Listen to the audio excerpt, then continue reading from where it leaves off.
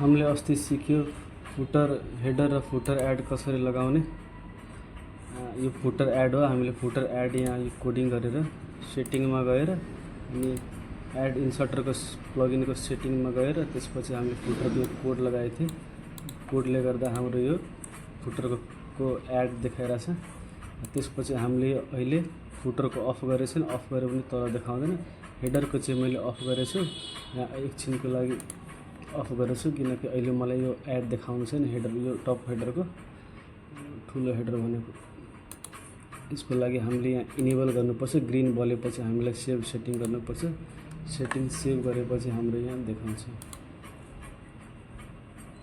अब यहाँ हामी रिफ्रेस गर्ने, रिफ्रेस गरेपछि हाम्रो हेडर एड देखाउँछ। यो माथि छ, यो माथि हाम्रो अहिले देखाइरहेछ। त्यसको लागि हामीले अब यसबाट पछाडिमा गएर हामीले यो हेडर देखाउनु छ नि, यसको लागि हामीले यो इनेबल गर्ने, त्यसपछि सेभ सेटिङ गर्ने। सेभ सेटिङ गरेपछि यहाँ रिफ्रेस गर्ने। रिफ्रेस गरेपछि यहाँ हाम्रो हेडर आयो। अस्ति हामीले लगाउन सिकेको।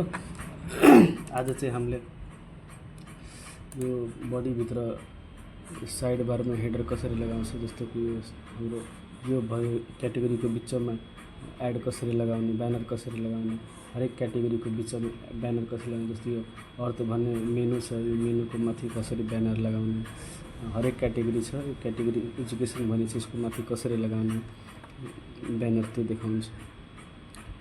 अनि त्यसपछि हाम्रो साइडमा पनि लगाउन सकिन्छ। साइड ब्यानर भनेर लगाउनु छ भने साइडमा। यसको लागि हामीले के गर्ने, पहिला हाम्रो 1 2 3 4 5 6 7 8 9 10 सम्म छ। 10 यो एनिमेसन कोड हो। यो एनिमेसन कोड चाहिँ म डिस्क्रिप्सनमा राखिदिन्छु। त्यसपछि हाम्रो 9 वटा 9 सम्म क्याटेगोरी छ। त्यही क्याटेगोरीको कोड अनुसार हामीले कोड राखेछ, चेन्ज गरेछ। कोडहरू पनि म डिस्क्रिप्सनमा राखिदिन्छु।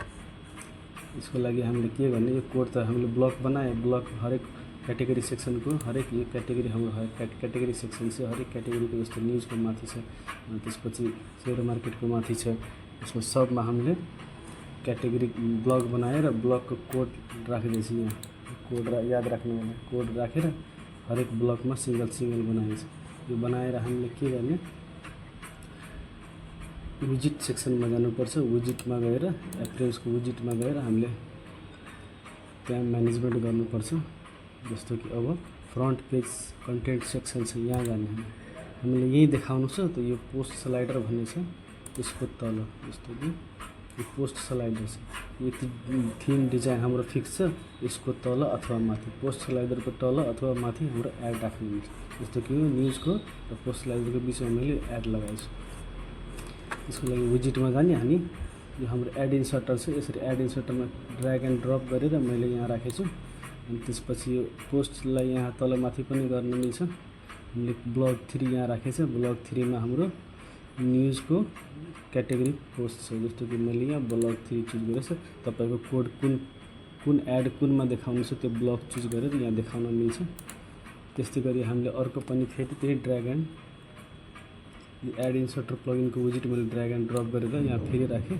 न्युजको तल र सेयर मार्केट ट्यागको के अरे मेनुको बिचमा क्याटेगोरीको बिचमा यसरी हेरेँ। अनि ब्लग 4 मैले चुज गरेँ किनकि सेयर मार्केटको माथि सेयर मार्केट रिलेटेड जसलाई प्रचार देखाउनु छ त्यही यहाँ मैले राखेको। सेम एज सबमा मैले त्यस्तै ड्र्याग एन्ड ड्रप गरेर इन्सर्टर प्लगइनको विजिट राखेछु। अनि तपाईँले जुन कोडको एड देखाउनु छ, जुन एड देखाउनु छ त्यो क्याटेगोरीको बिचमा राख्नुपर्ने छ। अब जसलाई जहाँ देखाउनु पर्ने छ त्यो तरिकाले हामीले एड राख्ने। यो सब हामीले एड राख्ने। एड राखेपछि हाम्रो यस्तो क्याटेगोरी बाई क्याटेगोरी हाम्रो एड देखाउँछ। आफ्नो साइज अनुसार हाइट र विड्थ मिलाउन सकिन्छ, लम्बाइ चौडाइ मिलाउन सकिन्छ। हाइट र विड्थ कसरी मिलाउने त्यो आफ्नो कोड अनुसार यहाँ हाम्रो छ। हाइट यो हाम्रो पुरा डिभको हाइट छ। त्यसपछि हाम्रो इमेजको चाहिँ हाइट र विड्थ भन्ने छ, त्यो यहाँबाट हाम्रो म्यानेज गर्न सकिन्छ। यसरी गरेर हामीले यो एड लगाउन सकिन्छ। अब साइड बार भन्ने छ, त साइड बारमा पनि सेम। यो हाम्रो फ्रन्ट पेजको साइड बार सेक्सन छ। यहाँ हाम्रो ड्र्याग एन्ड ड्रप गरेर राख्न मिल्छ। त्यसपछि कुनै ब्लग एउटा चुज गरेर सेभ गर्दाखेरि हाम्रो जस्तो कि फ्रन्ट पेजमा रिफ्रेस गरेपछि मैले साइड बारमा देखिन्छ। यो साइड बारमा यो न्युज आएछ, साइड बारमा यसरी न्युज आउँछ। तपाईँ आफ्नो हाइट र वेथ म्यानेज गर्नु अनि हुन्छ।